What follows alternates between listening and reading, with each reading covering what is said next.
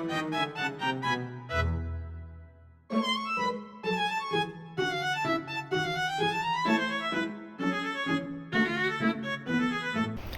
teman-teman, perkenalkan nama saya Nagita Revaluna dari Pendidikan Seni Rupa kelas C dengan NIM akhiran 100. Pada video ini aku bakalan jelasin tentang benda-benda seni dari masa kolonial sampai masa kemerdekaan.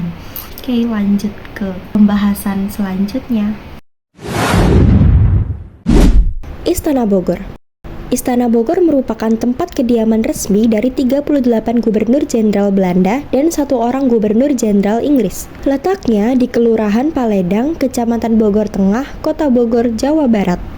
Lalu, bagaimana sejarah panjang berdirinya Istana Bogor ini? Arsitektur Istana Kepresidenan Bogor menyerupai Blenheim Palace atau kediaman Duke of Marlborough di Oxford, Inggris. Istana Bogor ini selesai dibangun selama 6 periode gubernur jenderal Belanda pada tahun 1744 sampai dengan 1861. Pada tahun 1744, Gubernur Jenderal G.W. Baron van Imhoff mencari lokasi baru karena Batavia atau sekarang disebutnya Jakarta terlalu ramai dan panas. Ia kemudian berhasil menemukan tempat peristirahatan di kampung bernama Kampung Baru.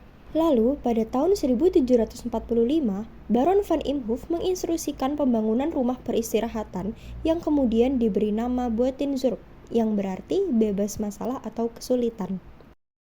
Pada tahun 1750, saat pembangunan Istana Kepresidenan Bogor belum rampung, Gubernur Jenderal Jacob Mussel menggantikan Baron van Imhoff. Pada periode ini, pemberontakan Perang Banten yang dipimpin oleh Kiai Tapa dan Ratu Bagus Buang muncul dan membuat Istana Bogor rusak berat. Kemudian, di tahun 1808, Gubernur Jenderal Belanda Herman Willem Daendels memperluas area gedung istana dengan memperlebar ke sebelah kanan dan kiri serta mengubah gedung induk menjadi 2 tingkat.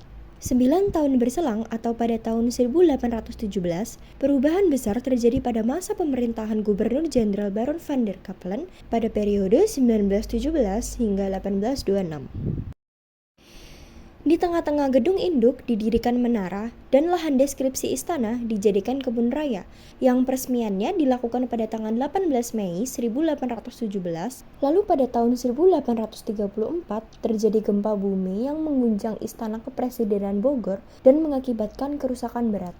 Dan pada tahun 1851 pada masa pemerintahan Gubernur Jenderal Albertus Jacobus Dummer van Twist periode 1851 hingga 1856, bangunan lama yang terkena gempa dirubuhkan dan dibangun kembali menjadi bangunan baru 1 tingkat. Bangunan dirancang dengan arsitektur Eropa abad 9. 2 buah jembatan penghubung induk dan gedung sayap kanan serta sayap kiri terbuat dari kayu berbentuk lengkung juga dibangun. Dan pada tahun 1950, Istana Kepresidenan Bogor mulai digunakan oleh pemerintah Indonesia. Kolom neoklasik besar yaitu memberikan simbol kekuatan, stabilitas, dan otoritas pemerintahan kolonial. Atap rendah dan datar memberikan adaptasi iklim tropis untuk kenyamanan dan fungsi. Tata ruang simetris memberikan keteraturan, disiplin, dan tatanan pemerintahan. Fasad bersih dan elegan memberikan simbol modernitas dan supremasi budaya barat. Ruang terbuka atau ventilasi menyesuaikan dengan lingkungan tropis agar sirkulasi udara optimal. Kontekstual. Istana Kemerdekaan Bogor merupakan salah satu bangunan bersejarah yang penting di Indonesia. Terletak di Kota Bogor, istana ini dulu digunakan sebagai tempat peristirahatan presiden.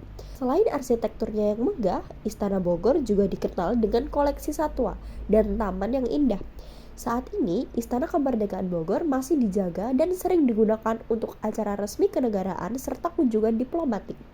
Keberadaan istana ini menjadikan simbol kemerdekaan dan kekayaan budaya bangsa. Lukisan markas Laskar Rakyat di bekas gudang beras Cikampek menggambarkan perjuangan rakyat yang mempertahankan kemerdekaan Indonesia. Dulunya, gedung ini adalah tempat menyimpan beras Tetapi sekarang tempat ini menjadi lokasi bersejarah dengan lukisan besar yang menceritakan semangat gotong royong dan keberanian melawan penjajah. Lukisan ini juga mengingatkan kita pentingnya persatuan dan nasionalisme. Bekas gudang beras Cikampek kini menjadi tempat edukasi dan wisata sejarah yang menarik banyak pengunjung. Lukisan ini bernama Markas Laskar Rakyat di bekas gudang beras Cikampek karya seniman Sujojono yang dibuat pada tahun 1964. Lukisan ini memiliki dimensi 250 x 175 cm dan menggunakan media cat minyak di atas kanvas. Karya ini menampilkan perpaduan warna dan bentuk yang kuat, menggambarkan semangat perjuangan rakyat dengan gaya ekspresif khas Sujojono. Analisis ikonografi. Para tokoh pejuang dalam lukisan ini tidak digambarkan sebagai sosok militer formal dengan seragam yang rapi, melainkan sebagai pemuda-pemuda rakyat dengan pakaian sederhana dan penampilan yang seadanya. Pejuang sebagai representasi rakyat jelata yang ikut serta dalam revolusi serta semangat dan keberanian meskipun tanpa perlengkapan perang yang layak. Lukisan ini mengambil latar di sebuah gudang penggilingan padi yang hancur akibat serangan udara oleh pasukan Belanda atau Nika. Kerusakan bangunan penggambar. Kerusakan bangunan menggambarkan dampak perang dan kekerasan kolonial terhadap kehidupan rakyat. Gudang beras yang dulunya digunakan untuk produksi pangan kini menjadi markas militer rakyat, menunjukkan bahwa perjuangan dilakukan dari ruang-ruang kehidupan sehari-hari. Gelap menyimbolkan kondisi revolusi yang penuh resiko, ancaman, dan ketidaktahuan terhadap masa depan. Dalam beberapa bagian lukisan, ada cahaya yang menembus celah bangunan. Kontras ini juga memperkuat narasi perjuangan di tengah kegelapan. Lukisan ini menunjukkan suasana di gudang penggilingan padi yang hancur akibat serangan Belanda pada akhir 1945. Gudang itu lalu dijadikan markas oleh pejuang dari Angkatan Pemuda Indonesia, API. Terlihat para pejuang sedang beristirahat, berdiskusi, atau bersiap berjuang lagi, meski tempatnya rusak dan sederhana. Semangat mereka tetap kuat. Lukisan ini juga menggambarkan bahwa perjuangan kemerdekaan juga dilakukan oleh rakyat biasa, bukan hanya tentara dengan semangat dan kebersamaan yang tinggi. Jadi kesimpulan dari video ini adalah dua periode itu sangat penting dalam sejarah seni rupa Indonesia, yaitu pada masa kolonial maupun masa kemerdekaan. Pada masa kolonial, seni rupa Indonesia dipengaruhi oleh gaya barat dengan dominasi realisme dan akademik. Seni digunakan oleh kolonial untuk menunjukkan kekuasaan dan keindahan alam Hindia Belanda.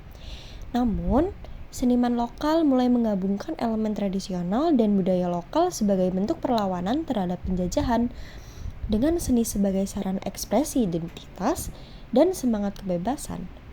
Pada masa kemerdekaan, seni menjadi alat perjuangan dan pengungkapan identitas bangsa yang merdeka. Seniman mulai bebas berekspresi dengan karya yang mencerminkan semangat nasionalisme, kebebasan, perjuangan pasca kemerdekaan. Seni rupa juga berkembang dengan gaya lebih modern. Ini bisa mencerminkan kebebasan dan kemandirian di Indonesia. Jadi secara keseluruhan, dua periode ini menunjukkan bagaimana seni rupa Indonesia bertransformasi dari alat kontrol kolonial menjadi sarana perlawanan dan ekspresi identitas nasional. Pada masa kolonial, seni rupa banyak. Jadi, dengan memahami perkembangan seni rupa ini, kita bisa melihat bagaimana seni tidak hanya menjadi karya yang estetis, tetapi juga menjadi saksi sejarah dan cerminan jiwa zaman. Dan itu dia yang dapat saya sampaikan. Semoga video ini bermanfaat buat kalian. Semoga video ini bisa menambah wawasan kita dan membuat kita makin bangga terhadap warisan budaya Indonesia. Terima kasih, dadah.